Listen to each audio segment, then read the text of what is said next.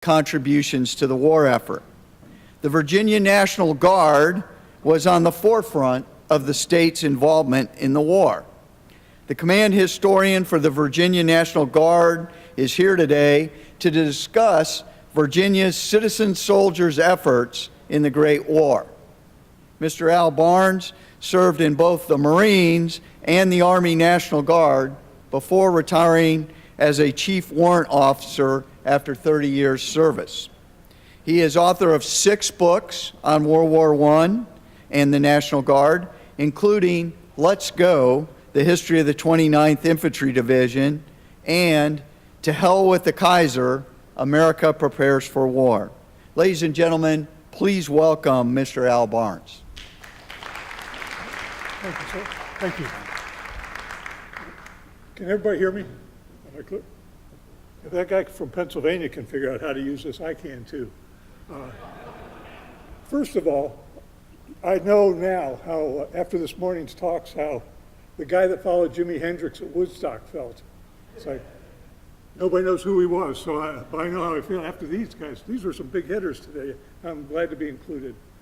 This is very important what we've done here today, because frankly, there's a little training aid that I use when I talk about World War I and National Guard units. It's a nice book for children, and it shows it's the way they can cut out these dolls and dress the Red Baron in his flight suit, and there's all sorts of interesting things you can do. You've got Lawrence in the desert, you've got Italian bomber pilots, you know, you've even got the Red Baron has a dog is in here, and the Treaty of Versailles, and so you can dress the French diplomats in their uniforms. But you know what's not in here? Not a single American, not a single Canadian. And yet this was sold at an American Air Force-based museum. So obviously somewhere we're missing the boat at getting the word out. So having said that, see, Pennsylvania, he ruined it. Okay, there we go. I am the command historian for the Virginia National Guard, and I'm going to talk to you a little bit about the Virginia Guard quickly and tell you a little bit about them and their efforts during the war. Of importance right here, though, is if you look at that guy that's the third one from the right in the bottom row, that's Sergeant John Hickson from Halifax, Virginia, 116th Infantry Regiment. His face is going to be on the Minuteman statue at our new headquarters next month. We had to have our own Minuteman statue sculpted, so Sergeant Hickson's face will be the new face of Virginia Minutemen. And General P. and General Mountcastle, I think you'll approve of this. Before I put this package finally together to come here, I took it before a panel of sergeant majors at the headquarters. No matter what you can say to me, you won't be able to make me cry. Some of my predecessors talked about the 1916 Defense Act, and it was very important for the Guard. After the Spanish-American War and the Philippines, the best you could say about Guard and militia performance, along with many regular Army units, was uneven. They had their moments, some very bad, some okay, but something had to be done. And so because of that, we had these 2 defense acts that started reorganizing how we were going to look at our reserve forces in America. Now, when I showed this to the sergeant majors, they had a long discussion about why a general should receive $16.67 a day, while a sergeant only earned $1. And they figured the privates were getting about the right amount, but they felt they deserved a raise. One important thing, too, is that the 1916 Defense Act said no more militia.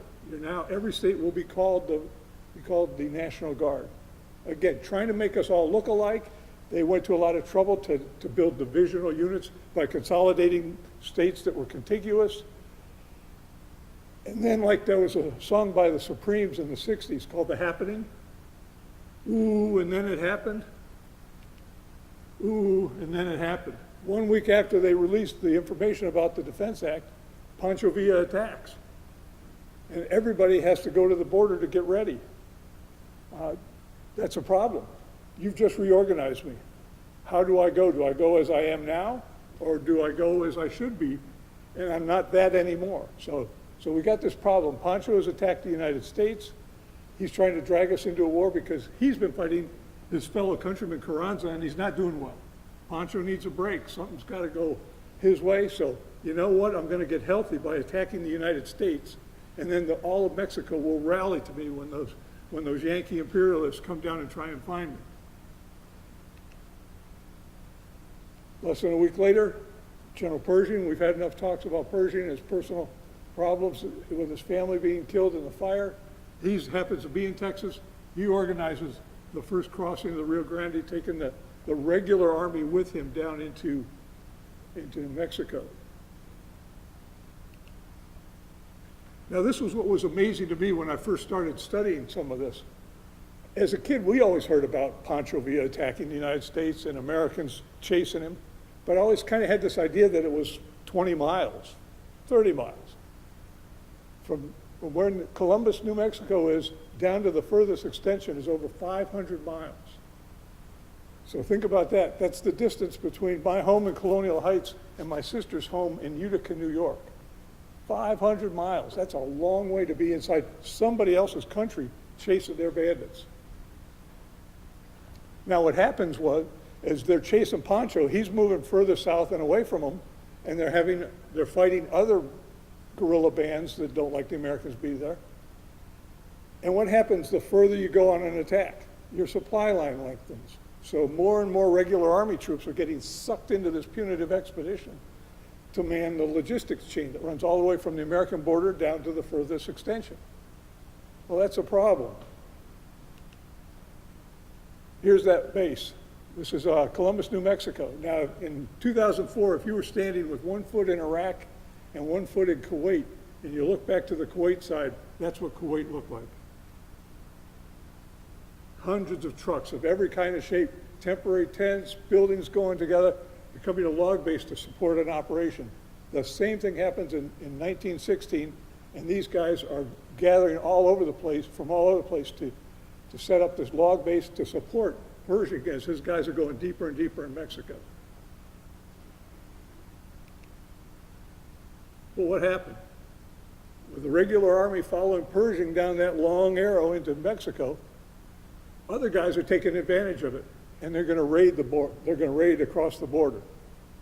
So stop me if you've heard this before. National Guard units from Texas, Arizona, and New Mexico are activated to go to the border. Sound familiar? Yeah, some things change, but some things never change. The problem with that is, as you can see, those 3 states' National Guards are mainly infantrymen. They've got 5,000 soldiers to add to the fight, but they're all ground pounders. And the Guard guy that shows up, as you can see, here's a sample of Lieutenant Elbert from the 4th Texas Infantry. He's got his own rifle, and he's got some homemade stripper clip carrier. So, all those wonderful things that the Militia Act and the Defense Act were going to do haven't taken place yet. This is real, and that stuff hasn't happened yet.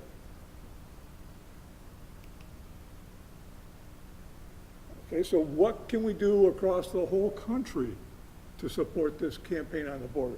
Well, here's what the National Guard from all the states together can provide. You can do the math. Lots of cavalry, a whole bunch of infantry, some good artillery units, signal and hospital units. So what happens? Newton Baker is the Secretary of War. He says, first let's talk about Virginia. This is what Virginia had to add to the fight.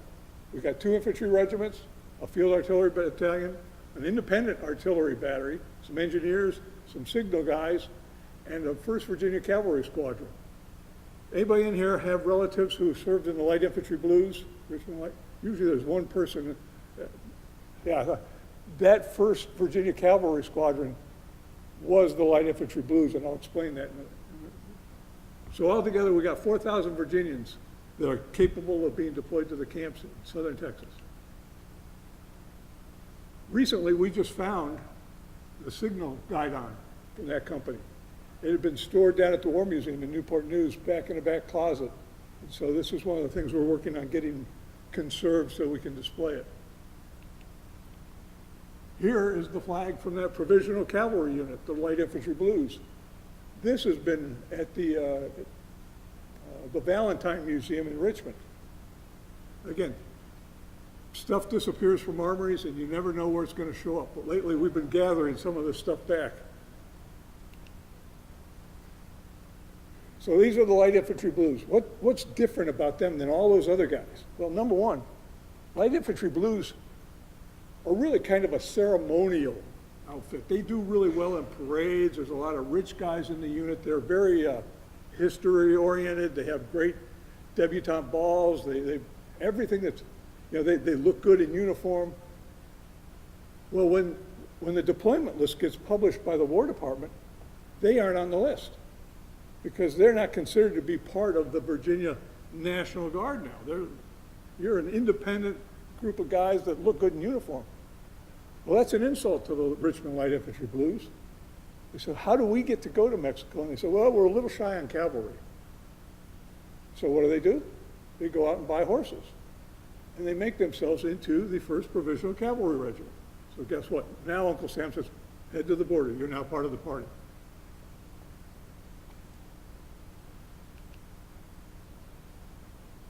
But anybody who's ever been on a deployment knows it's a lot easier to declare it than to actually execute it. You see, this guy on the left is a New York National Guardsman. He's down on the border. He looks like he should be following Sherman through Georgia. And the guy on the right is getting a shot from the doctor, and he's still got his tennis shoes on because they don't have enough boots for him.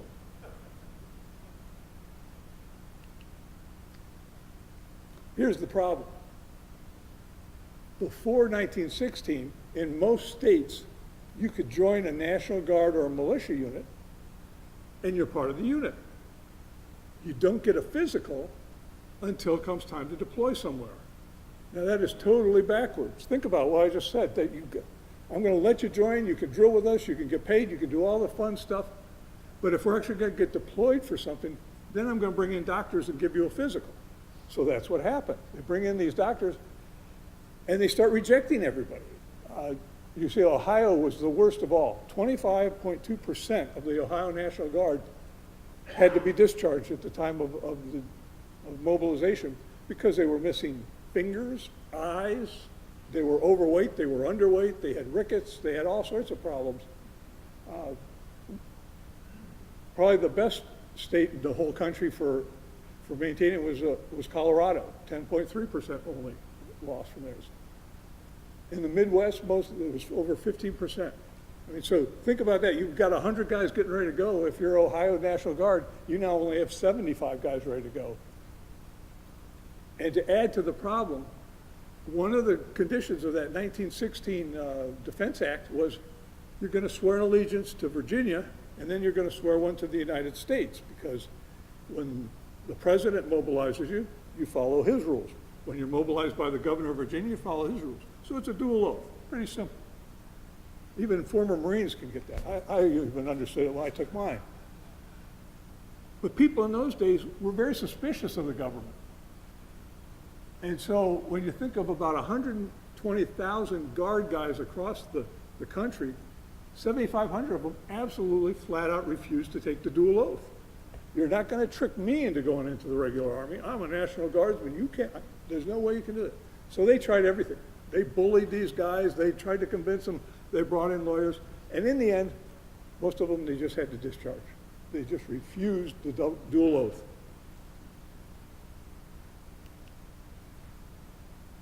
This should look familiar to many people if you've ever been on a deployment. This is the New York National Guard getting ready to go to head to the border. And you can see if they got, there's a pointer up there, forget. If you look in the lower right-hand corner, you can see they've got boxes of crackers. They've got rifles laying on top of the boxes of crackers. They've got all sorts of stuff going on. This is what it looked like. The deployment was brutal. Anything that could have gone wrong did go wrong. First of all, if you're an Ohio Guard guy, you don't have a place to go mobilize. They meant to get a mobilization site. They always talked about doing it, but they never got around to it. So the Ohio Guard doesn't have a place to mobilize to do this sort of stuff. If you're in West Virginia, all this equipment that was sent to you by the federal government to bring you up to speed for the operation got sent to the wrong address. It got sent to the state tuberculosis sanitarium, which had been the previous mobilization state. So the Guard's one place, their equipment's somewhere else. In the Deep South, most of the guys appear to be more interested in walking around town in their uniforms than getting ready to go. So there are all sorts of issues getting this deployment to work. And even the commercial world is enjoying it too. You look at the advertisement. Catching via may be hard, but you can really get a satisfactory paving block real easy. You know, everybody knows this is a major event going on, and not all of it's going well.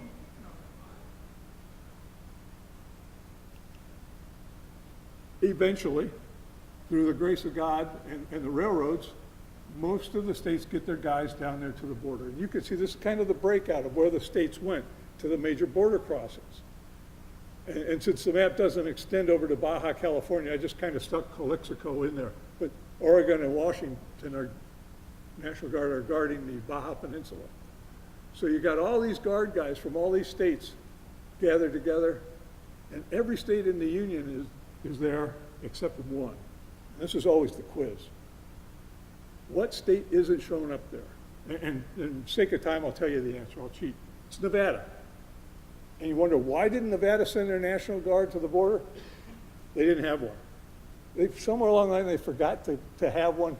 So when Newton Baker's telegram came to the governor of Nevada and said, send your guard guys to the border, they said, we don't have one, but we'll send some college students. Thanks, Nevada.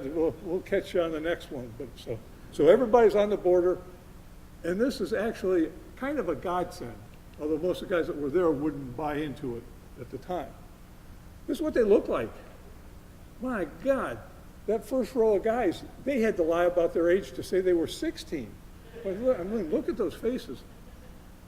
And we're going to send them to the border? And this is what they're doing at the border. And perhaps this is where that origin of the word doughboys comes from, is because the guard is there and the regulations are against them crossing the border to chase via. The regulations say the National Guard will guard the border, regular Army units will comprise the punitive expedition and get down after via. So these guys go on long endurance marches. They spend a lot of time training. They spend a lot of time at the range. You know what? And after about 6 months, this is what they start to look like. I mean, now they're starting to look like soldiers. I mean, it's taking, that 6 months that they're spending on the border is more than all those one day a week, one day a month drills in their home armories could have ever given them. So now they're starting to look like somebody that might actually know their business. The Virginia Guard was very lucky. They drew the long straw. They had these two guys were their main trainers from the regular Army. The guy on the left is a famous artilleryman who was famous during the Boxer Rebellion, busting down the walls of the Imperial City to go in and rescue Charlton Heston and the rest of the guys in 55 Days of Peking. That's Manus McCloskey. He's the guy that did that. The guy on the right who's training the artillery and the cavalrymen is a Medal of Honor recipient who'd earned his Medal of Honor chasing Geronimo and then leading troops in the Philippines. And Jim Parker is kind of different than most other generals of the time. He likes National Guard troops. In fact, when he's in the Philippines, he prefers some of his Illinois and North Carolina Guard guys to his regular Army units because he finds them to be older and more mature. He's getting raw recruits for the regular Army. He's getting older folks from these militia units they had in the Philippines. So both these guys have no problems training the Guard. And as a result, the respect was mutual. Virginia, this is just a note of interest here. Virginia has always been a famous state for artillery. When the Virginia National Guard artillery went down there, it was consolidated with the New Hampshire battery to form an artillery regiment. And together they did so well that they were the very first National Guard unit declared fit for duty by active duty standards. So that's quite an accomplishment. And plus the fact that you can see that the New Hampshire guys and the Virginia guys spent a lot of time refighting the Civil War and comparing who won what battle. But every mission has to end. February 1917, you know what's coming up. You know what's coming in April. The war is going to be declared. So everybody senses something's going on. Funston gets his orders from Newton Baker, bring the boys home. Baker tells the public, there's nothing about me bringing the boys home that has anything to do with us starting a war with Germany. And nobody believed it. And for the soldiers, All they want to do is go home anyway. So they're happy. All National Guards will go home. And here's that 1st Virginia Cavalry of the Light Infantry Blues coming back. Now, the urban legend about the Light Infantry Blues is when they went down to the Mexican border, they took 64 horses with them and came back with 150. So obviously they learned some new skills while they were down in Texas. Most of the guys were kind of surprised when they got home. Guess what? Don't take your uniform off. You're coming off one federal mobilization, you're getting ready to go again. So a lot of the units in Virginia and Maryland spend the next 2 months guarding railroads and bridges and industrial complexes. And they kind of like that. Heck, after being in Mexico, I'm in Baltimore now. That's not too bad. And the medal on the left is the medal that is given to the guys who actually crossed the border into Mexico, Chase and Pancho. The medal on the right is the one given to guys who participated in the border campaign and did not cross the border. And Sergeant Spencer's here from the North Carolina National Guard. Gary, this one has blown my mind a couple times. I told you, the Guard was not allowed to cross the border. I've had folks come in with their grandfather's records, and they've got the border crossing medal. So it turns out that was honored more, and you may see some of this yourself when you get into this, because it turns out that the regular Army didn't have a lot of guys that knew how to drive trucks. National Guard guys are a little older, a little more experienced, so they and some contractors did a lot of the truck driving down into Mexico, kind of like Iraq in 2004. Okay, so among the famous Virginians on the border, everybody knows Lee Giroux. He was regular Army down there, and so he was a great guy. Shepard Crump and Gardner Waller later became adjutant generals in Virginia. Gardner Waller played a huge role in the bonus army when they came because he was the adjutant general at the time. And probably the smartest guy there is this guy in the middle, John Cutchins. He's in the Meuse Argonne as one of the senior aides to the 29th Division commander. He gets gassed terribly. So they send him back to recuperate, and he ends up getting the Spanish flu. And so, I mean, talk about a guy that's a sad luck story. His twin brother dies of the Spanish flu in a French port just as soon as he arrives in France. But Cutchins is a lawyer, and Pershing knows of him, and so he becomes, after the war, one of Pershing's #1 guys to go deal with reparations, war reparations for the Germans. Okay, so we got 6 months, 8 months training on the border, and maybe we don't look so much like bummers from Sherman's army. But this is what's facing them. So something's got to happen. So we need to get ready. So across the country, they start building camps, 32 divisional sized camps. And you can see they're supposedly kind of regionally oriented, but with a focus on being on the East Coast, because obviously that's where the guys are going to get on the boats to go to Europe. And the difference is the Army doesn't have enough money to build all 32 camps completely. So if you see the black dots, those are going to become National Army camps where they're going to train the draftees, and they're going to be permanent facilities. They're actually going to have wooden buildings. The Guard, because they have tents assigned to their organization, they're going to go down south to where the weather is beautiful, and they're going to train down there. And that's why you see all the open holes are the Guard camps, and all the filled-in ones are the National Army ones. Kind of makes sense. Now, it's no coincidence, because of all this training, that the Guard divisions formed 3 of the first 5 that are actually over in France at the time. But that leads to a problem, and here's the problem. The problem is simple. Who do we send first? Who's the lucky guy that gets to go through the minefield first? Half the states are saying, we want to go, we want to fight, we want to show the Germans what we can do. And the other half of the people in their states are saying, send Texas, let them go first, we need more training, let them, So what do? Who are you going to send first? You're going to send New York and not send California? These are the problems the War Department's fighting over, until finally, Douglas MacArthur, who's a smart guy, says, I got an idea. Let's build a division out of units from all over the country and we send them first. See, talking about splitting the baby and cutting the knot, Douglas has figured it out. Now, if you look at the very top, Virginia's contribution to that is going to be a group of guys that are actually coast artillerymen. Now, in those days, coast artillery was really kind of an elite group. They were expected to be artillerymen, and then when the enemy got close in on their forts, they were supposed to be able to come out and fight like infantrymen. So they were like this combination of super troopers. So Virginia is going to provide the military police company to the Rainbow Division. And who are those guys? Well, most of them are from Roanoke. And you know, we're fortunate enough that we know who they were. And we have a complete list of the guys on the roster. And you can take a look at, there are a couple augmentees that seem to come out of nowhere.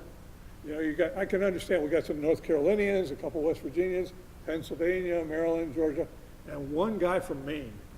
The heck, he must have thought he'd died and gone to hell trying to understand those other guys. But that lineage is maintained today with the Rainbow on our 246th Field Artillery Regiment. So you can see that's the linkage we have to the Rainbow Division. And because we've been trying to digitize all our records, we've had some interesting finds going through the records for these guys who enlisted to go into Coast Artillery so they could go be part of the Rainbow Division. And the guy on the left is a guy named Frio Castle, and he's joined the Coast Artillery. And as I took his record out of these huge file folders we have, paper clipped in there is a note from his father. And it says, you know, I give my permission, I certify that it's okay for my son in joining the Army and crossing the high seas to fight for his country. How neat is that? I mean, what is the chance of finding a note from a guy's dad saying it's okay for him to join as an underage soldier? And then this other one that came up, and here's a guy who actually had prior military training. Guess what? From VMI. So we're working on getting all these digitized so you'll be able, if you have relatives who served in the Virginia Guard, you'll be able to get their enlistment record, their service record, their draft registration record, and then also if they took the post-war survey on what they thought of the Army. Now, while the Coast Artillery guys are the first guys in the chute, they're gone. I mean, they spent only a month or so in New York, and they're over in France as among the very first guys. The rest of the guys in the Virginia Guard, 116th Infantry and the 104th Ammo Train. And this is what their place looked like. But remember I told you what that great idea about how let's move them to the south so the weather is always good there? Well, take a look at Camp McClellan, Alabama, about October of 1917. They're up to their elbows in snow and they're freezing. They spent a good part of the winter just looking for firewood to keep their tents heated. What's also kind of neat though is in their files I found this card, and it talks about, you know, it's like the old leadership card that we used to carry in our upper left-hand pocket. But it's got the very first time you see mention of "Let's go" with 29th. So that, which in World War II will become their big motto, 29, let's go. This is what they look like. The 29th Division is going to be comprised half of New Jersey folks over here, 13th and 14th Infantry, a Maryland regiment, a Virginia regiment, Maryland Artillery, Virginia Artillery. Great. So it's a great combination of New Jersey troops, Maryland troops, and Virginia troops. Now, why do you suppose they called the camp they're going to train at McClellan? You got guys in Alabama who are going to call it Camp McClellan? Simple. Army bases at that time were named for two possible reasons. Significant names of the troops being trained there, or of significance to that local region. That's why, for instance, Fort Jackson in South Carolina, it's not named for Stonewall Jackson, it's named for Andrew Jackson because he was from that area where the camp is. Camp McClellan is named after a Yankee general because over half the division is from New Jersey. So when people start talking this controversy about naming camps and renaming camps, you know, there was nothing meant where, because I've heard it a lot, every camp south of the Mason-Dixon is named for a losing Confederate and everyone north is named for a Yankee. Nah, that's baloney. So, sample of their uniforms. Here's some of the units we talked about, the 104th Ammo Train. The light infantry blues are no longer cavalry. Guess what? They're now the 104th Ammo Train. You need a program to keep up with the players. You got the 111th Field Artillery, the 114th, and you can see there's their famous blue and gray patch. Now, do you notice anything unusual about the patch besides that they're all made differently? The southern guys have the gray side on top. The northern guys have the blue side on top. So we still have, there's still some issues, but. And here they are. They're heading out to sea. They're traveling. They will travel from 4 different ports in the state to 2 ports in France. They're going to go on a bunch of ships. Probably the luckiest group would be the Maryland Regiment, which travels on the Covington, because the Covington is sunk on the way going back. So, I mean, the Covington dropped the Marylanders off, headed back, and was sunk. So they were probably the luckiest all. And ironically, their escort on that convoy is the USS Texas. Now, the Texas will escort the Virginia National Guard of France again one more time on the morning of June 6th, 1944, as one of their offshore batteries. So there's a long relationship with that battleship. So they get to France, things are not looking good. So what do? Artillery all gets stripped out and sent down to the area around Brest to learn how to shoot the French 75s. The infantry regiments, the engineers, everybody else will go to Alsace. Why are they going to Alsace? It's a quiet zone. We talked about that earlier. They're going to Alsace, and they're going to replace the 32nd, another highly regarded National Guard division, so that they can go north for the Saint-Mihiel and the Meuse-Argonne offensives. So these guys are, the 29th is going to replace the 32nd, and they're going to get a little seasoning. And sure enough, it's a quiet sector, but by the time the 29th pulls out of there to go up north, they have over 900 casualties in a quiet sector. So you can kind of get a feel for, quiet is all relative. And I wish Jennifer was still here, because when Pershing comes to visit the 29th down in Alsace, they've kind of adopted the British style of saluting, with this and snapping their heads and all that kind of stuff. Well, Pershing gets on into the headquarters area, and he sees all these guys saluting like British guys and snapping their heads when their hands are full. So he takes the division commander aside and says, Charles, knock that shit off. The American Army has enough traditions of its own. We'll follow ours. And after that, the British salute goes out of the 29th tradition. Here we have, after Alsace, they move up there in reserve for the Meuse-Argonne. As everybody's talked about earlier, the artillery that's sitting up here, the German and Austrian artillery is just pounding the hell out of everybody on the other side of the river. So the 33rd Division and the 29th Division get the task of going in to this side of the river and taking out the German artillery. And the first day goes very well, but after that they get bogged down like everybody else. It's a lot more machine guns. Behind every tree is a German with a machine gun, and behind him is another tree with a German and a machine gun. So this is tough going, and there are a lot of casualties. And of course the weather's against them. And so, but finally they get up to here about October 30th, and that's about the end of the line. They're worn out. So they get pulled out of the line to get sent back for rest and recreation.